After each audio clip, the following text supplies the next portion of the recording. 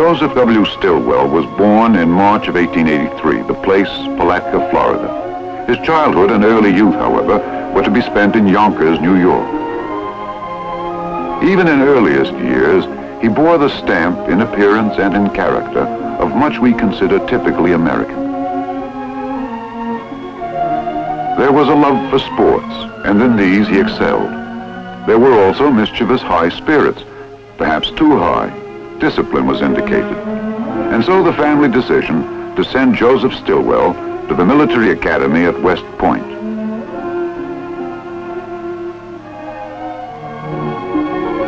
The year was 1900, and the decision a fortunate one. Few men could know, as we know through hindsight, that young men with qualities of courage and leadership would be needed to serve the nation through ensuing years of crisis. Between the lines of a yellowed class yearbook, we can read hints of those qualities. For the young quarterback, they were already winning a permanent niche among West Point's football immortals. They were destined to serve him on fields broader than the gridiron. Graduation from the academy did not end Joseph Stilwell's association with West Point. The newly commissioned second lieutenant of infantry was to spend 11 of the next 14 years teaching a succession of classes. His field of instruction, foreign languages. A natural aptitude in these subjects was to prove as fortunate for the nation as was the decision to make the military his profession. In the crowded years not spent at the academy, there would be assignment to service schools and tours of duty in the Philippines and at home. Meanwhile, history was setting the stage for the first of our century's major crises, worldwide conflagration. In its flames, untried American leadership would be tested and tempered. Joseph Stilwell would be among those to receive their baptism of fire. Over there was the patriotic song of the hour. Over there sailed young American manhood to fight in the first international conflict of our history.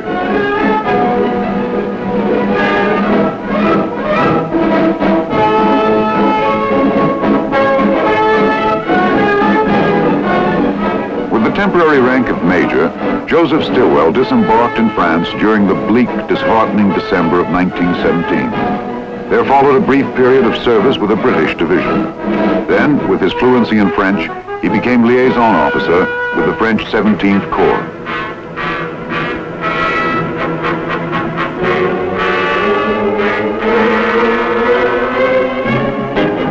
For the young major, there was now action at Verdun, Le Fère, Toul, San Miguel.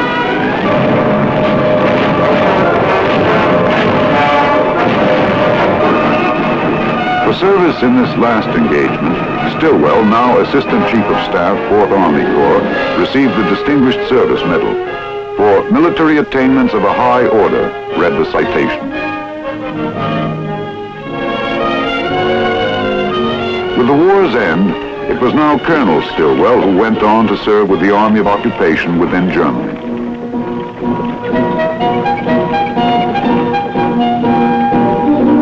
There he remained until July of 1919.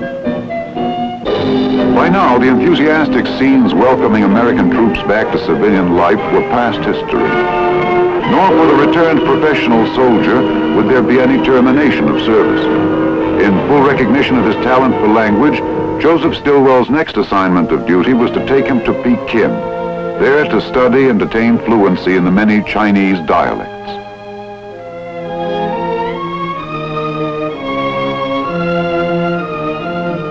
With him went his wife and their 3 children.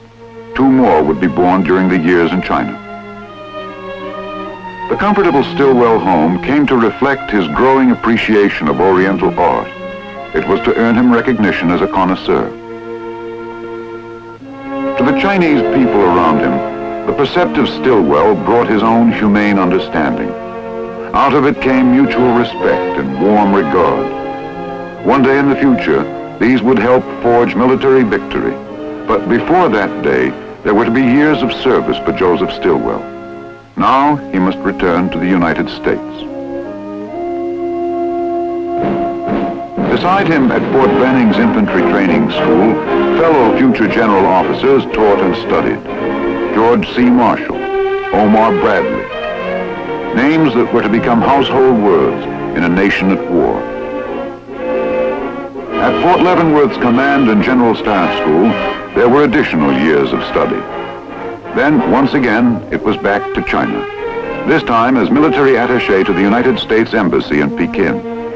Here he remained as the clash of conflicting interests between Japan and the awakening giant China led inevitably to incident, and incident to all-out war. The incident was Manchuria.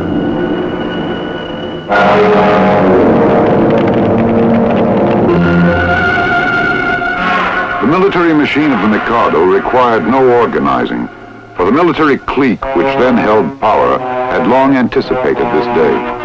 The overall plan was to decimate China, reduce her province by province.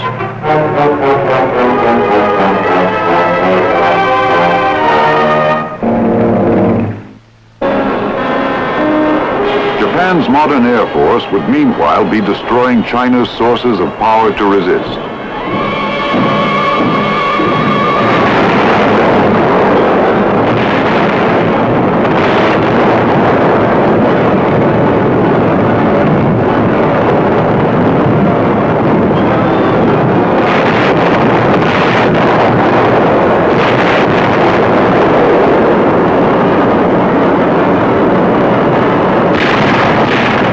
Chinese courage proved no defense against the perfected military efficiency of the enemy.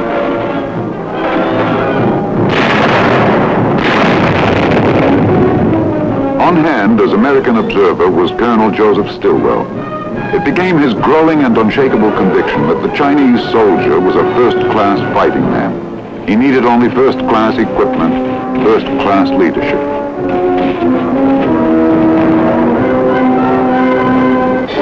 Chiang Kai-shek, the one leader able to preserve Chinese unity, was by now forced to withdraw to the interior city of Chongqing.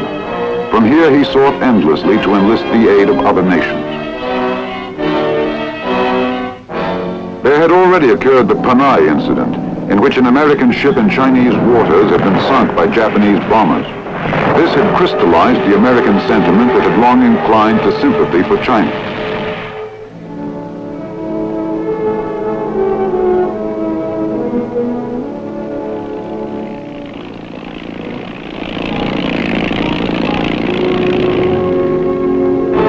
Aid had come as young Americans volunteered their services. Acting unofficially as private citizens, one such group, the Flying Tigers, were winning fame as they took impressive toll of Japanese planes.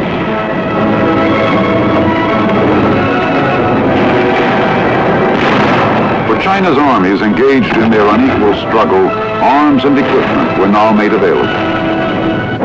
To cut off these sources of material aid, Japan systematically occupied or blockaded one after another of China's port cities. In effect, she built a wall around China. Deprived of needed supply from without, a weakened China would be vulnerable to the heavy blows of the invading forces. Once shattered, she could be conquered piecemeal.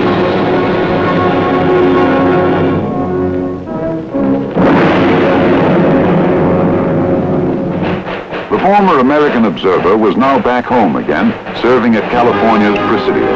A major general, he commanded the 3rd Army Corps.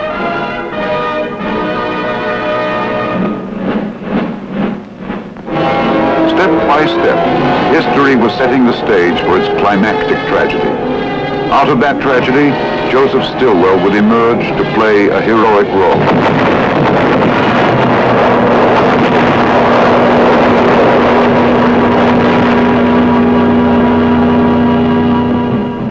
From a country stunned by disaster, General Stilwell was sent to China, there to serve as Chief of Generalissimo Chiang Kai-shek's allied staff, and with a small American staff to take nominal command of China's 5th and 6th Armies. The new responsibility brought him his 3rd star. In the absence of clear-cut allied command lines, General Stilwell's first job was to help in the defense of Burma. Burma offered the only route by which material aid could be fed into China. China must be built up, made stronger and stronger, until her allies could join her in going over to the offensive. That would be a far-off day, for her allies were preoccupied with other theaters of war. The Burma which was to know Stilwell's exploits had ceased to be a modern Eden of song and romantic fiction. It had become a battlefield. General Stilwell and his Chinese, together with outnumbered British, Free French, and Dutch troops, fought on, but the effort was doomed.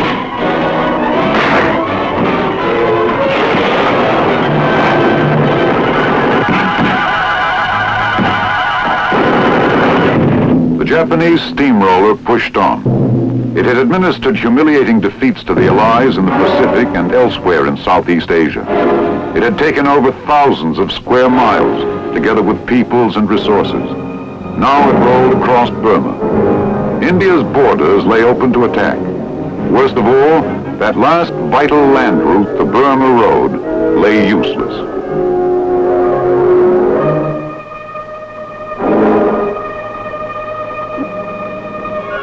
Once again, the old lesson must be learned. Courage alone is not enough. For the Allies, withdrawal became retreat. Retreat, a nightmare route.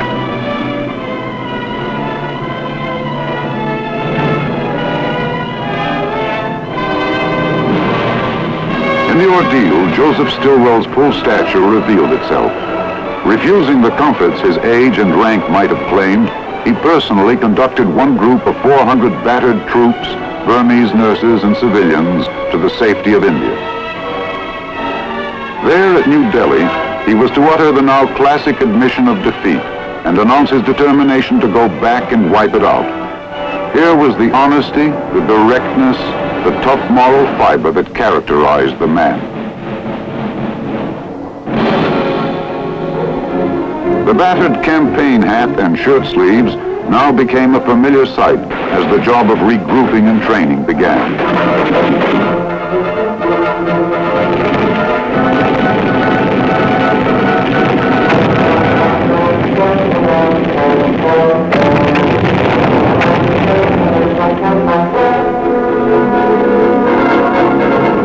Supply for besieged China, cut off from her allies, must now depend on a limited number of transport planes, the few that Allied command could make available. Forced into a round-the-clock system, these were also bringing out of China the manpower that would be needed for that return to Burma. In one such operation, 14,000 troops were carried without loss or mishap.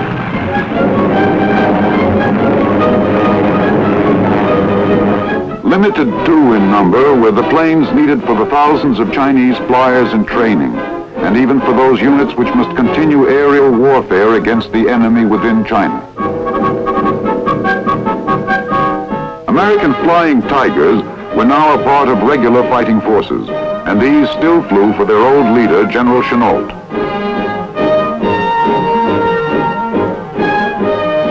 And now another of Joseph Stilwell's goals must be pressed. Nothing less than a new road to bypass the severed link of the old Burma Road. Modern machinery and trained manpower could clear at the Indian end of the projected loop. At the China end, it was a far different story. Here it must be back-breaking manual labor with primitive tools. Men, women, and even children threw themselves into the Herculean task. China knew what was at stake, and China responded.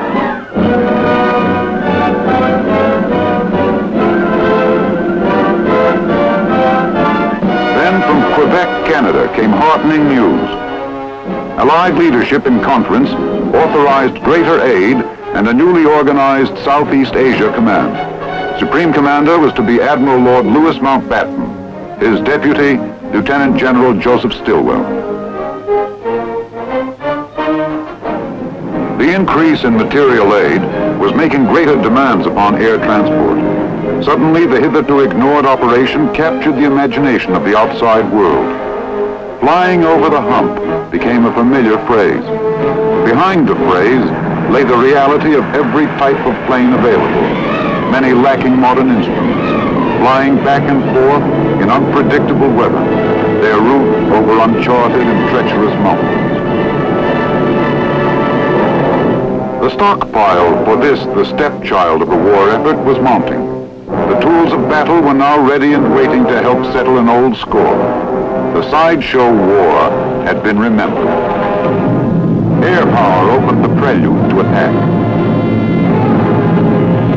And to sustain it, fighters and bombers of the newest types arrived in increasing numbers. Soon the prelude to attack was no longer a curtain raiser, but the first stage of fiery assault.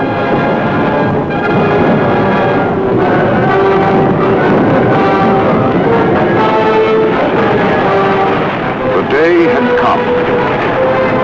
Men from China, from all parts of the British Commonwealth, from India and Burma, and from far-off Africa. Men of many races, many tongues were on the march, and with General Stilwell's polyglot army, a growing number of American units. Among them were General Merrill's troops, experienced fighters from the Pacific Theater. Merrill's Marauders was to be their popular name as they helped make history. In the 2 years of preparation, General Stilwell had molded a machine to beat the enemy at his own game, mountain and jungle warfare. Man-made weapons would exact casualties, but losses even heavier were inflicted by malaria, dysentery, hepatitis, and a wide range of tropical diseases. For the men who fought, enemy metal could hit as hard, sickness could be as crippling as in any other theater. For them, Burma was no sideshow. Supply for the men in their isolated pockets of warfare often had to come by airdrop. In twisting mile-deep canyons and jungle-covered terrain, a miss by a few yards could be as bad as missing by a few hundred miles.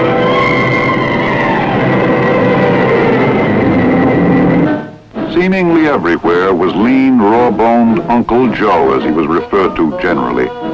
Bluntness had also earned him the title Vinegar Joe. Doubtless there were saltier names coined in the ranks. Doubtless, too, Joseph Stilwell chuckled over them in private. The overworked term soldier has lost much luster.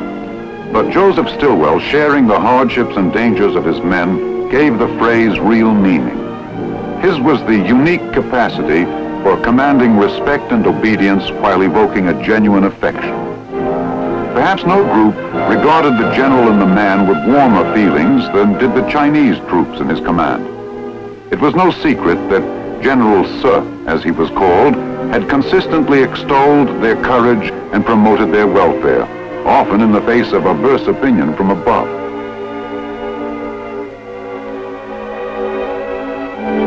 Repaying that faith now were unbroken Chinese victories in the field.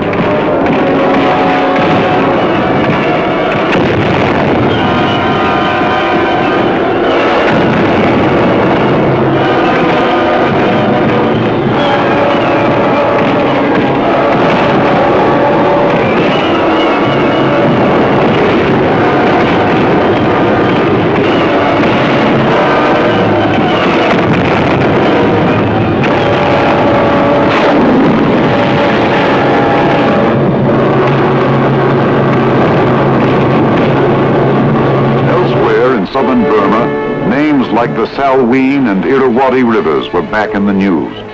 But now these were scenes of successes. It was the enemy who yielded as British-led Allied forces reclaimed more and more of Burma's soil. North and south it was the same story. An old humiliation was being erased. It was now 2 years since the retreat from Burma, and the 61-year-old general could see his timetable for victory working out on schedule. In the circumstances, a birthday celebration was a pleasant and well-earned respite. The presence of a son, Colonel Joseph Stilwell, Jr., marked it a family occasion as well.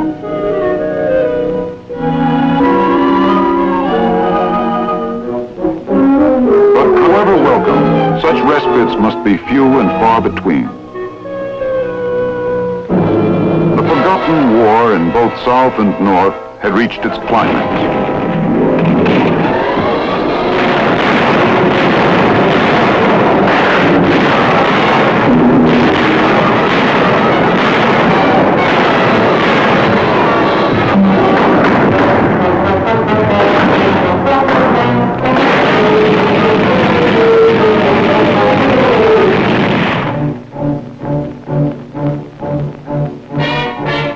The enemy knew well that each mile of ground lost in northern Burma meant another mile added to the link between India and China.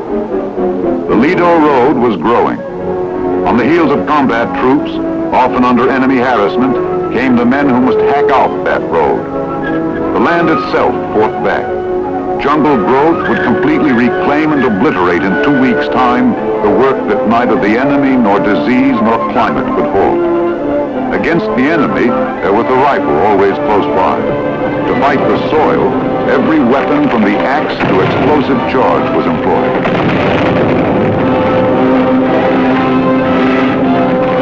The work went on. General Joseph Stilwell was almost literally dragging his road behind him. Yet, as he pushed on and the enemy grudgingly yielded, the mule trail became a road. In relative safety, engineering could expand the road into a solid truck route.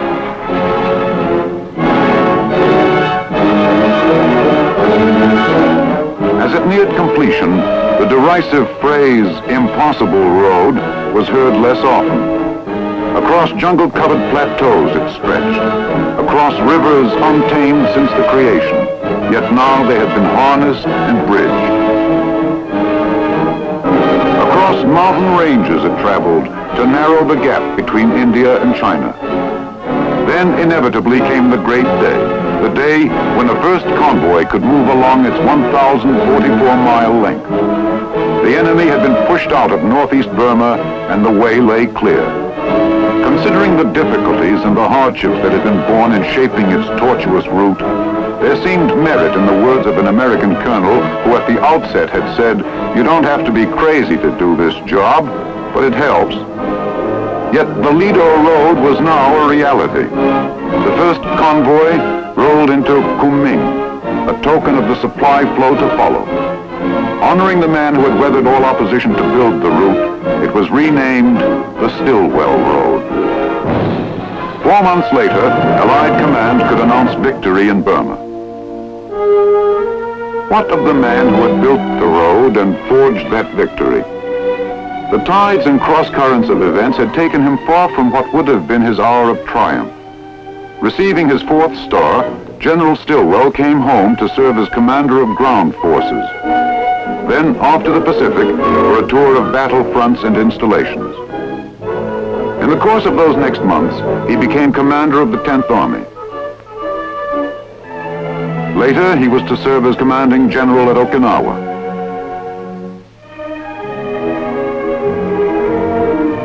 But wherever the assignment, the Stilwell story remained unchanged.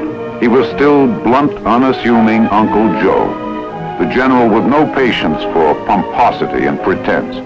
He was still the gaunt, typical American who somehow reminded of the symbolic figure Uncle Sam. More important, he was still the Joseph Stilwell with an understanding of the men in the ranks and a talent for winning their affection. It was, of course, his own feelings being reflected, as warm feelings always are.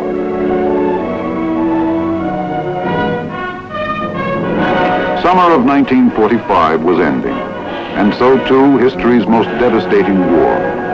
Like another great military leader who had vowed to return to the scenes of earlier defeat and erase its humiliation, General Stilwell would welcome the date September the 2nd. Aboard the battleship Missouri on that day, General of the Army Douglas MacArthur submitted the formal surrender terms to a defeated enemy. An end had come to the agonies of a tortured world.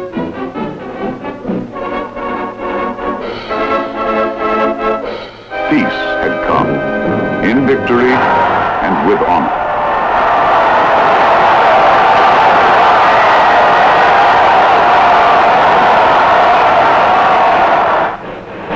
Once again, for General Stilwell, there was assignment to the Presidio. but now as a prelude to well-earned retirement. At nearby Carmel was his family and the home he loved. Here he had planned to pass the rich remaining years that lay ahead. But now, a new enemy struck. This was the enemy within, one who would not be defeated.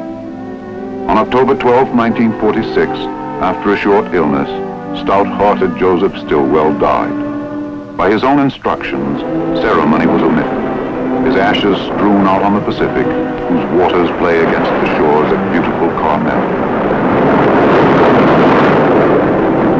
Today at West Point, the General's old campaign hat and combat boots are treasured mementos. There hangs, too, a portrait to recall Joseph W. Stilwell's career of service to his country. To the men he led, an example and an inspiration to greatness.